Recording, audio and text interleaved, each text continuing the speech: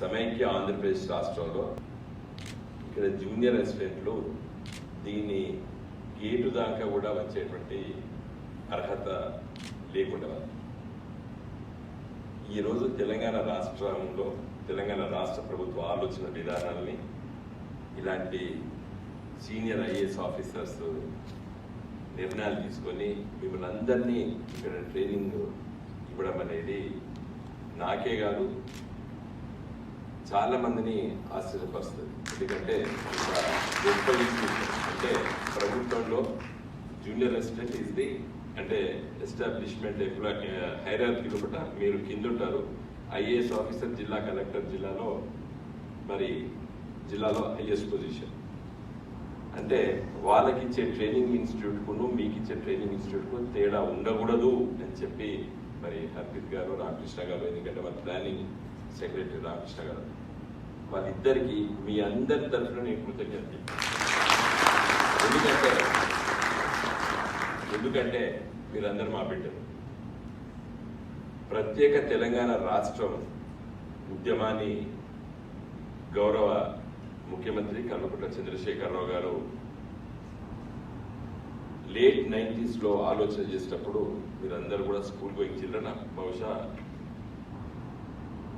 School కూడా ఉండి ఉండొచ్చు. మేము అప్పుడు వృత్తిరీత్యా న్యాయవాదిగా ఇంతకుముందు అమ్మాయి నన్ను ఇంట్రడ్యూస్ చేసుకుని చెప్పారు.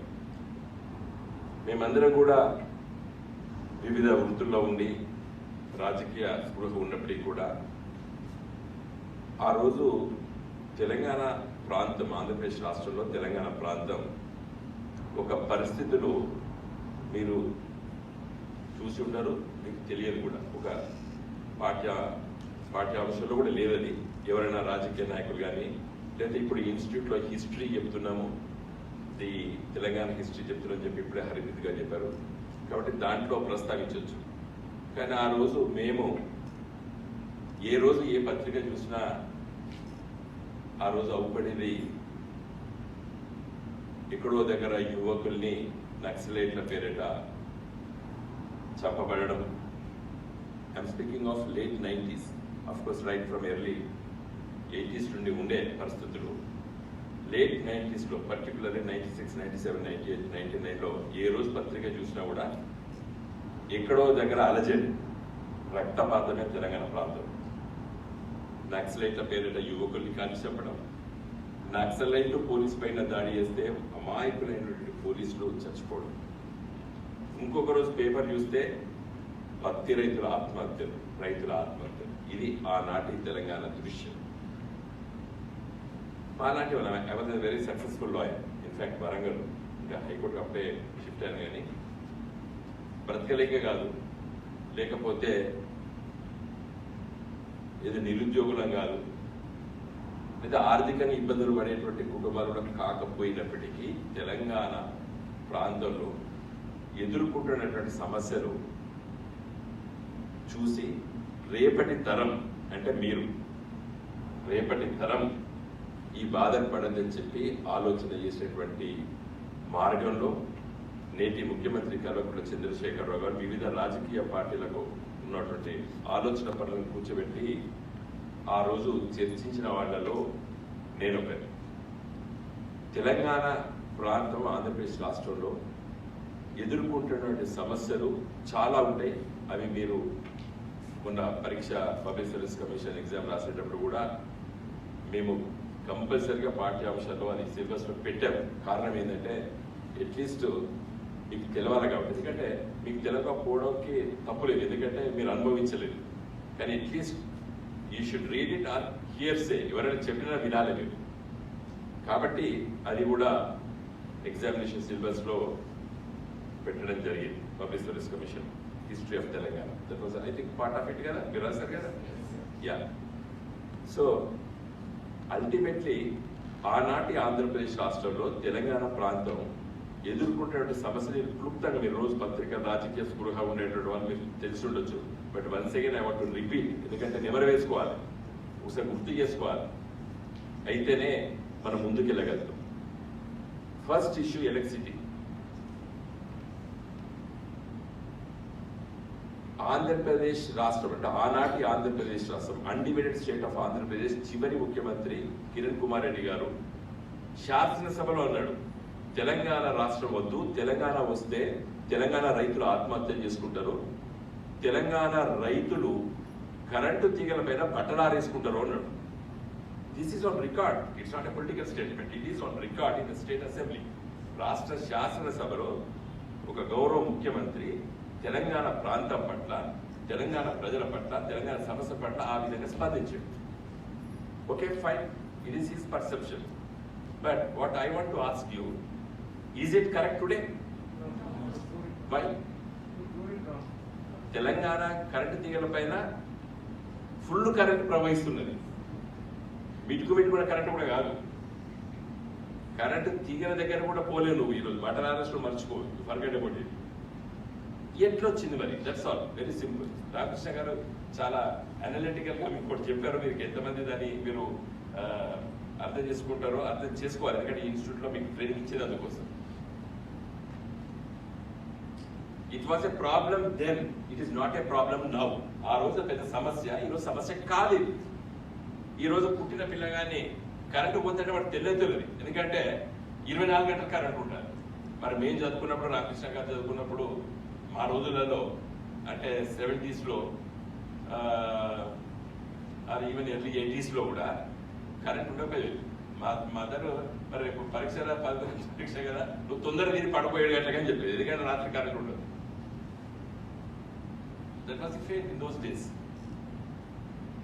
ఒక పరీక్ష ఉంటే ఇప్పుడు ఇస్తారా, ఒక రోజు సెలవు ఉండేది మాకు అప్పుడు, మళ్ళీ ఇంకో రోజు పరీక్ష ఉండేది. ఇప్పుడు ఎట్లు 10వ తరగతి పరీక్ష నాకు తెలియదు, కానీ మేము రాసినప్పుడు ఈ రోజు ఎగ్జామ్ ఉంటే రేపు హాలిడే మళ్ళీ ఎగ్జామ్, ఎందుకంటే ప్రభుత్వాలు కూడా తెల్లారి డే అంతా చదువుకోవాలి, ఎందుకంటే రాత్రి కరెంట్ ఉండదు. So those were days. Current సమస్య పరిష్కారం చేసుకున్నాం ఈరోజు. అండ్ రామకృష్ణ గారే మొదటి ఆర్థిక శాఖ సెక్రటరీ గారు, వారికి తెలుసు 2014లో మన జార్ఖండ్కి ఛత్తీస్గఢ్కి వెళ్ళి 5 రూపాయలపై యూనిట్ కొనుక్కొని వచ్చారు. ఆ రోజు అందరు క్రిటిసైజ్ చేశారు మామూలు, we never purchase it from any private player. Chhattisgarh ప్రభుత్వం దగ్గరనే, జార్ఖండ్ దగ్గర కొనుక్కొని వచ్చినాం. ఎందుకు కొనుక్కొని వచ్చినాం? టు గివ్ కాన్ఫిడెన్స్ రైతాంగానికి. కరెంట్ వస్తుంది, తెలంగాణ ప్రభుత్వం కరెంట్ తీసుకొచ్చినాం. And for your information, today Telangana is surplus, current మనమే అమ్ముతున్నాం ఈరోజు. మీకు చదువుకోండి, నేను టైం లేదు, దీని వివరాలు మీరు చదువుకోండి. ఎలక్ట్రిసిటీ అంటే ఇట్లా పరిష్కారం చేస్తాం. And water, Kaleshwaram on river Godavari, Palamuru ఎత్తిపోతల పథకం, lift irrigation on river Krishna. ఇప్పుడు రోజు కృష్ణ డిస్ప్యూట్ అవుతుంది, చూసారు కదా పేపర్లో, చదువుతున్నారు, చదవాలి మీరు. రోజు ఉదయం పూట అట్లీస్ట్ కంపల్సరిగా 2 న్యూస్ పేపర్ చదివితే మంచిది. అయ్యే మీ ఎగ్జామ్ పాస్ అయినా సెలెక్ట్ అయిపోయినా కాదండి. If you want to work very seriously, in and around ఏం జరుగుతుందో కూడా తెలుసుకోవాలి మీరు, ఎందుకంటే మీరు జూనియర్ రెసిడెంట్ అని చిన్న ఉద్యోగం అనుకోకూడదు. ఇప్పుడే హర్షిత్ గారు చెప్పారు నాకు, నేను వచ్చే ముందు ఒక సెకండ్ బిఫోర్ ఎస్టాబ్లిష్మెంట్ గురించి నేర్పుతున్నాం, అకౌంట్స్ గురించి నేర్పుతున్నాం, అన్ని ఫౌండేషన్ కోర్సెస్ నేర్పుతున్నాం అని చెప్పారు మీకు అందరికీ. కాబట్టి ఏం జరుగుతుంది చుట్టూ, ఏం జరుగుతుందని కూడా మీరు నేర్చుకోవాలి. ఇలా గోదావరి నీళ్లు 100 అంతస్తుల బంగ్లా ఎంతైతే ఎత్తుంటుందో అంత పైకి నీళ్ళు ఎత్తిపోతారు పథకం తీసుకొస్తున్నాం కదా. మన ఇళ్లలో డాబా మీద ఒక అంతస్తున్న ఇంటికే కింద సంపలకే, మున్సిపల్ సంపలకే నీళ్లు పంపిస్తే 3 సార్లు కాలుతుంది, వారానికి 2 సార్లు రిపేర్ చేయాలి, మోటార్ కాలుతుంది. మన ఇళ్ళలో ఒక అంతస్తు బంగ్లా మీదకి నీళ్ళు ఎక్కియాలంటే అన్ని ఇబ్బందులు పడతాం మనము.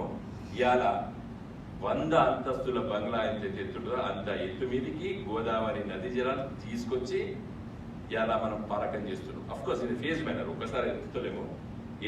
ఏ టోపోగ్రఫీలో ఎంత ఉంటుందో ఆ ఎత్తులకు ఎత్తుకుంటూ వచ్చి చివరిగా 545 మీటర్స్ మీద తీసుకొచ్చాం ఈరోజు. ఇట్లా మనం డిస్కవర్ ఛానల్ చూసారు, అది ఇట్లా ఎంతమంది చూసారు? లిఫ్టింగ్ ఏ రివర్ చూడండి, చాలా మంది, 4 అది కూడా సీనియర్స్. డిస్కవరీ ఛానల్లో దట్ ఈస్ ఇంటర్నేషనల్ పెద్ద, అది వాళ్ళు లిఫ్టింగ్ ఏ రివర్ అంటే ఒక నదినే లేపిండు, గోదావరి నదినే లేపినాం అని చెప్పి 1 అవర్ ప్రోగ్రామ్ వచ్చింది. ఇంతవరకు అలాంటి పంపులు మోటార్స్ ప్రపంచంలో ఏ దేశం చేయలేదు. చైనా చేసింది, స్విట్జర్లాండ్లో చేశారు, కంపెనీలు చేశాయి. కానీ వాటిని మరి తీసుకొచ్చి ఉపయోగించుకున్నది తెలంగాణ రాష్ట్రమే. ప్రపంచంలో కూడా అంత పెద్ద పంపులు. దాంట్లో పేరు సినిమా పేరు కూడా పెట్టారు, బాహుబలి మోటార్స్ కూడా పేర్లు పెట్టారు పత్రికలు. అంత పెద్ద మోటార్స్ తీసుకొని అది నీళ్ళు తీసుకొస్తుంది. సో కరెంట్ సమస్య పరిష్కారం ఏంది, నీళ్ళ సమస్య పరిష్కారం ఏంది. మీరు రెవెన్యూ డిపార్ట్మెంట్లో ఎంతమంది ఉన్నారో నాకు తెలియదు, కానీ సంక్షేమ పథకాలు చాలా ఏ స్టేట్లో ఎక్కడ లేవు. ఆసరా పెన్షన్ కానివ్వండి, ఇవన్నీ కూడా 2,000 రూపాయల పెన్షన్లు, వికలాంగులకి 3,000 రూపాయల పెన్షన్లు, వీడో పెన్షన్స్. ఇక్కడ అమ్మాయిలు ఉన్నారు. మేము మొదట్లో రాజకీయ నాయకులు ఊళ్ళు తిరుగుతుంటే, ఎమ్మెల్యేలుగా ఇంటికి తిరుగుతుంటే, పాపం గ్రామ సర్పంచులు పెన్షన్లు ఇప్పించే ముందు కొంతమంది అమ్మాయిలకి పొట్టు, కాటిక, పూలు, మరి పూసల తాడు ఉండి కూడా వీడియో పెన్షన్స్ తీసుకుంటే వాళ్ళకి వరకు ఆశ్చర్యం, ఈ అమ్మాయికి ఎందుకు ఇస్తారో, తప్పు చేస్తున్నామని చెప్పి నేను సర్పంచ్ ఎమ్మడబడ్డా దగ్గర పడితే, సార్ ఆ అమ్మాయి భర్త వదిలిపెట్టిండు అని ఒక దిక్కు, ఓ దిక్కు ఆ అమ్మాయి పెళ్ళే కానీ సార్ వివిధ కారణాల వల్ల మరి ఆ అమ్మాయి తల్లిదండ్రుల మీద ఆధారపడ్డది. పెన్షన్ ఇవ్వాలంటే నాకున్న స్కోప్ ఓన్లీ వీడియో పెన్షన్స్ మాత్రమే. ఎందుకంటే మిగతా ఆసరా పెన్షన్స్ అని 60 ఏళ్ళు ఉండాలి. మరి ఆ అమ్మాయికి 30 ఏళ్ళు ఉన్నాయి, 25 ఏళ్ళు ఉన్నాయి. నీ పెన్షన్ ఇప్పియాలంటే విధవరాలను రాపిస్తేనే ఆమె పెన్షన్ వస్తుంది కదా సార్ అంటే, ముఖ్యమంత్రి గారి దృష్టికి తీసుకొస్తే రామకృష్ణ గారు ఈజ్ వెరీ మచ్ ప్రెజెంట్. ఆ రోజు ఇమ్మీడియట్గా మేము డిసిషన్ తీసుకున్నాం, ఒంటరి మహిళ, సింగిల్ ఉమెన్. అర్థం కావాల్సిందంటే this is where we have to work. ఒక కాన్షియస్నెస్ ఉండాలి. ఎట్లా మనం పేదవాళ్ళకి సమస్యలు పరిష్కారం చేసేవాళ్ళు. వీళ్ళకి ఉద్యోగస్తులు వస్తారు, పేదవాళ్ళు వస్తారు, వచ్చినప్పుడు మనం ఇరిటేట్ చేస్తారు, లేదా అడిగిన ప్రశ్న అడుగుతారు. వాటి నాలెడ్జ్ పాపం ఆ స్థాయిలో ఉంటుంది. వాటి ఓపికగా పనిచేయాలి. నేను ఒక ఇల్లస్ట్రేషన్ ఇచ్చి మీకు ఎందుకు చెప్తున్నానంటే, వస్తారు పాపం ఏదో బాధతో వస్తారు. వచ్చినప్పుడు ఇట్ ఈస్ దే ఇమ్మీడియట్గా కలిసి మిమ్మల్నే కలుస్తారు అండ్ లోయర్ లెవెల్. కలిసినప్పుడు ప్రతి సమస్యకు పరిష్కారం ఉంటుందండి. ప్రపంచంలో కూడా for every problem there is a solution. ఈ ప్రాబ్లంకు సొల్యూషన్ లేదని మీరు అనుకుంటే మీరు చాతగాని వాళ్ళు. Let me be very free and frank. ప్రతి సమస్యకు పరిష్కారం ఉంటుంది. ఆఖరితో చేయలేని సమస్య కూడా పరిష్కారం ఉంటుంది. ఇది చేయలేమో, నువ్వు ఇట్లా ఆలోచించాలని చెప్పాలి. మనం కప్ప అని ఇట్లా అనకూడదు. బాబు నీకు ఈ విధంగా రాదు, నువ్వు ఇట్లా ప్రయత్నం చేసుకుంటూ వస్తుంది చెప్పాలి. ఓపిక ఉండాలి. మీకు ఎట్లా వచ్చినాయండి ఉద్యోగాలు? మేము లేకపోతే మీకు ఎవరికి ఉద్యోగాలు రాకు. మరి మా రోజు మేము అనుకున్నామా ఈ తెలంగాణ ఉద్యమం నడపాలి, తీసుకురావాలి, మన వాళ్ళకి రావాలి అని చెప్పి. ఇప్పుడు మళ్ళీ ట్రై చేస్తున్నాం. నిన్న రామకృష్ణ గారు సీఎం గారు మేము 2 days క్యాబినెట్ కంటిన్యూస్గా నడిచినటువంటి దేశం ఏ రాష్ట్రం లేదండి. మొత్తము మొదటి రోజు 10 గంటలు, రెండో రోజు 10 గంటలు, దాదాపు 20 గంటలు కూర్చున్నాం మేము అందరం క్యాబినెట్లో. అని ఇంకా కసరత్తు చేస్తున్నాం. మనం 4 days తర్వాత మళ్ళీ కూర్చుంటున్నాం. ఎన్ని ఖాళీలు ఉన్నాయి అన్ని కూడా రిక్రూట్ చేయబోతున్నాం. 30 years యొక్క పాపం ఉన్నది. ఏది కాంట్రాక్ట్ ఉద్యోగస్తులు, అవుట్ సోర్సింగ్ ఉద్యోగస్తులు అని. వాటి అన్నింటి కూడా ఎట్లా మరి పాపం వాళ్ళకి అన్యాయం చేయొద్దు, ఎట్లా రిక్రూట్మెంట్ చేయాలి, ఇవన్నీ కూడా మేము సమస్యలు పరిష్కారం. 4, 5 ఏం లేదు, 7 ఏంటి తెలంగాణ, ఏం రాలేదని కూడా మాట్లాడతారు కొందరు. ఫస్ట్ ఏది ప్రయారిటీ, ఏది కరెంట్ సమస్య పరిష్కారం చేసినాం, నీళ్ళ సమస్య పరిష్కారం చేసినాం, సోషల్ సెక్టర్ సమస్యలు పరిష్కారం చేసినాం. ఇవాళ ఎడ్యుకేషన్ హాస్టల్స్లో, BC hostels, SC hostels, ST hostels పిల్లల్ని జాయిన్ చేయాలంటే తల్లిదండ్రులు బాధపడుతుంది. నేను పేదరికంలో ఉన్నా, నా కొడుకు ఇలాంటి హాస్టల్లో పోతున్నాడు, ఇక్కడ అన్నం ఉండదు, ఉడకది, పప్పులో నీళ్ళు ఉండవు, చారు ఉండదు అని ఏడ్చేది. కానీ ఇలా సోషల్ వెల్ఫేర్ హాస్టల్స్ ఎట్లున్నాయండి? 1,20,000 పర్ స్టూడెంట్ ఖర్చు పెడుతున్నారు ఫైనాన్స్ డిపార్ట్మెంట్. ఈవెన్ మధ్యతరగతి కుటుంబాలు కూడా ఎవరు కూడా పే చేయలేరు. ఆ విధంగా ఇవాళ సోషల్ వెల్ఫేర్ హాస్టల్స్ మొత్తం రాష్ట్ర వ్యాప్తంగా దాదాపు 500 హాస్టల్స్ ఓపెన్ చేస్తున్నారు.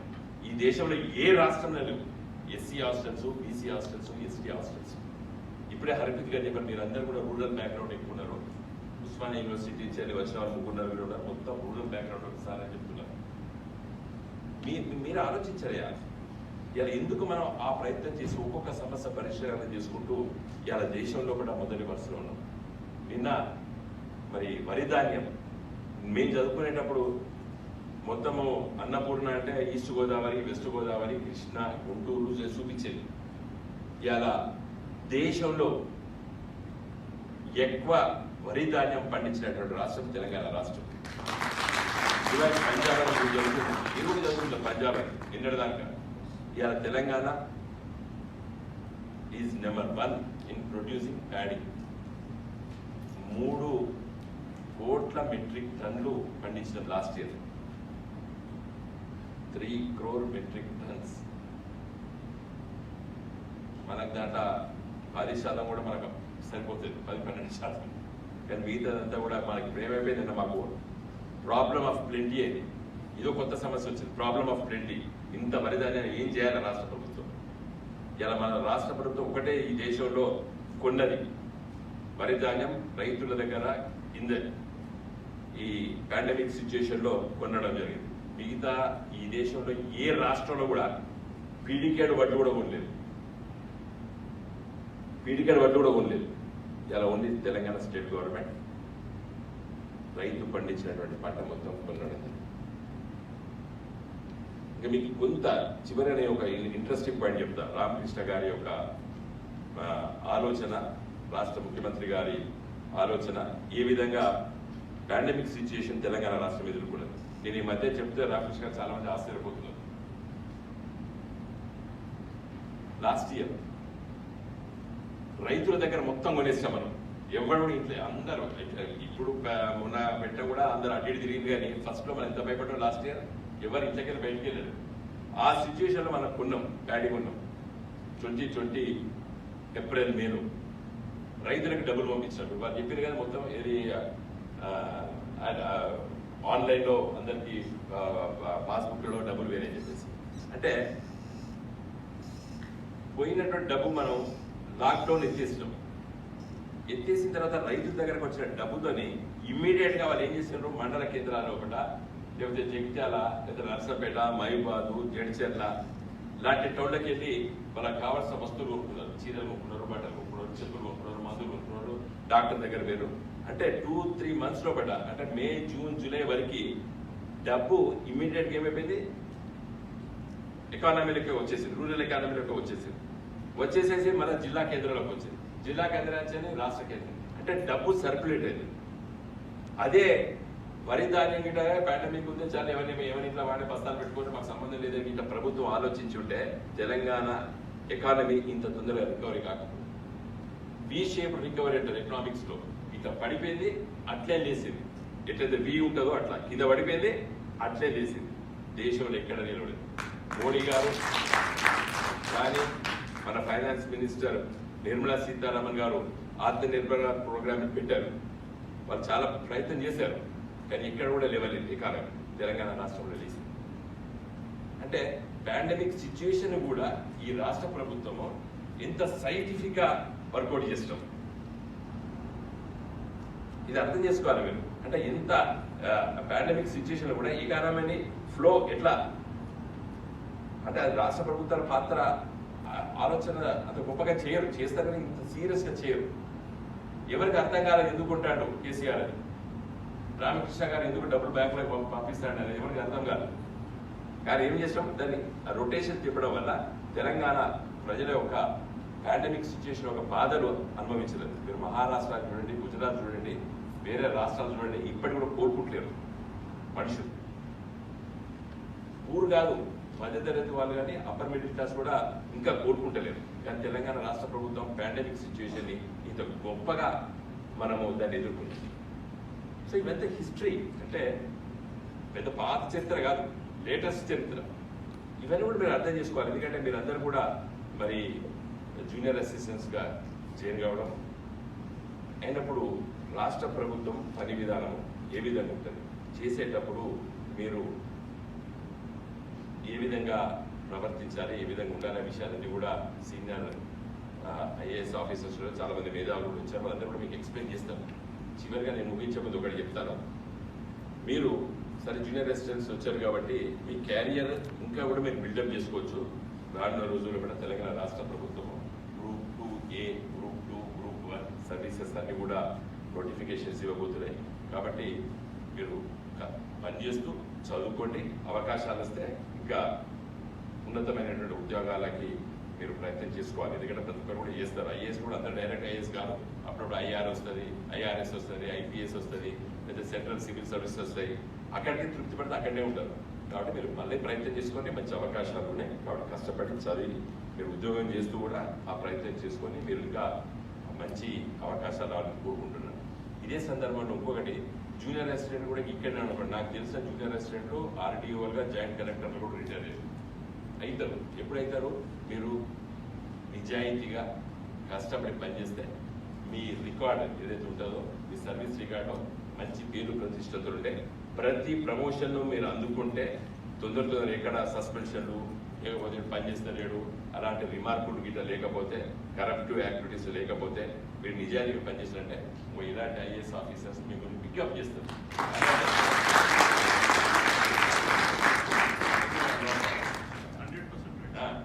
చూసి వీళ్ళు సెలెక్ట్ చేస్తారు, రాసిపోతారు. మీరు ఈ అమ్మాయి బాగా పనిచేస్తుంది, వీళ్ళ అమ్మాయి బాగా పనిచేస్తుంది చెప్పేసి కలెక్టర్ గారు ట్రాన్స్ఫర్ అయిపోతే మళ్ళీ వచ్చే కలెక్టర్ కూర్చొని వాళ్ళిద్దరు ఒక రోజు మాట్లాడుకుంటారు. ఈ అబ్బాయి బాగా పనిచేస్తాడు, అమ్మాయి బాగా పనిచేస్తుంది, వీళ్ళు బాగా చేస్తాడు ఒక రోజు మాట్లాడుకుంటారు వాళ్ళు పోయే ముందు. కాబట్టి మీరందరూ కూడా మీ క్యారియర్ అనేది చాలా ఇంపార్టెంట్. కాబట్టి మీరు నిజాయితీగా పనిచేసి మీ వృత్తిరీత్యా మీరు మంచిగా పైకి ఎదగాలని చెప్పి కోరుకుంటున్నాను. తెలంగాణ రాష్ట్ర ముఖ్యమంత్రి గారు ఆలోచన విధానం ఏంటంటే, మన తెలంగాణ పిల్లలు ఎవరు ఎల్లకాలం ఈ భూమి పైన బ్రతకమని ఒక జనరేషన్, మా generation, I was in student politics as rightly mention by that అమ్మాయి. ప్రయత్నం చేస్తాం, మేము కష్టపడ్డా ఏదో తెలంగాణ రాష్ట్రం కోసం పనిచేయాలనుకున్నాం, పనిచేస్తాం, తెలంగాణ రాష్ట్రం సాధించాం. ఎస్, మా చాతనంత వరకు ఇంకా మేము కంట్రిబ్యూట్ చేస్తాం. దీని ఇంకా you have to redefine it, ఇంకా రానున్న రోజులప్పుడు ఇంకా కొత్త ఆలోచనలు మీ దగ్గర నుంచి రావాలి, మీరు చెప్పాలి. మీరు ఉద్యోగరీత్యా కూడా యూ క్యాన్ సజెస్ట్. కాబట్టి మీరు ఒక మంచి తెలంగాణ రాష్ట్రం వచ్చిన తర్వాత ఒక మంచి ఉద్యోగస్తుల్ని ట్రైనింగ్ ఇస్తూ మంచి ఒక ఎస్టాబ్లిష్మెంట్ అంటే బ్యూరోక్రాట్స్, అఫీషియల్స్, ఎంప్లాయీస్ అందరూ కూడా బాగా పనిచేయాలని చెప్పి నేను కోరుకుంటూ, ఇది ఒక మంచి సదావకాశం మీకు వచ్చింది. దీన్ని సంపూర్ణంగా వినియోగించుకోవాలని చెప్పి నేను కోరుకుంటూ సెలవు తీసుకుంటున్నాను.